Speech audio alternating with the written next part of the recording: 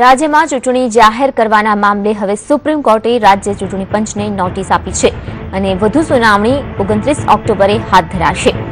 તો one ward one સીટને લઈને અગાઉ સુપ્રીમ કોર્ટમાં અંગેની અરજી કરવામાં આવી હતી, ત્યારે કેસની વધુ સુનાવણી 24 નવેમ્બરે કરવામાં આવશે. નામદાર સુપ્રીમ કોર્ટમાં વડોદરાના 4 નાગરિકો દ્વારા વન વોર્ડ વન સીટ માટે જે ડિમાન્ડ કરવામાં આવી હતી એ અરજી હજી પેન્ડિંગ હતી. નામદાર સુપ્રીમ કોર્ટે એ સમયે આખી ચૂંટણી પ્રક્રિયા કરી હતી.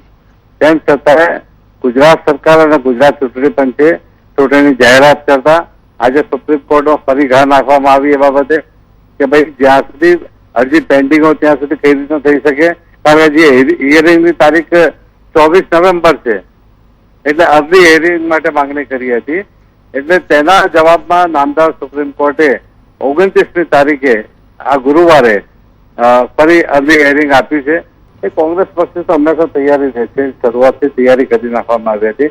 કારણ કે જયારે ચૂંટણી પ્રક્રિયા શરૂ થવાની હોય ત્યારે પાર્ટી તરફથી દરેક રીતે દરેક સ્તરે કમિટીઓ નિમવામાં આવી હતી, નામો પણ આવી ગયા છે. તૈયારી પૂરેપૂરી છે જ કોંગ્રેસ પક્ષની, પરંતુ ભારતીય જનતા પાર્ટી કેટલાક સમયથી ચૂંટણી દૂર ભાગી રહ્યો હતો.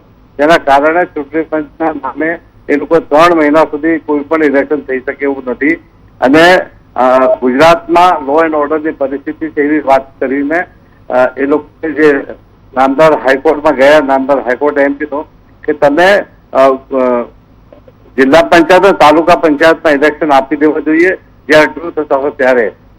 તેમ છતાં પણ રાજ્ય સરકારે એનો ખોટો અર્ગદંડ કરીને તમામ જે પાલિકાઓ છે, મહાનગરપાલિકા, એનું ઇલેક્શન પર જાહેર કરી દીધું છે.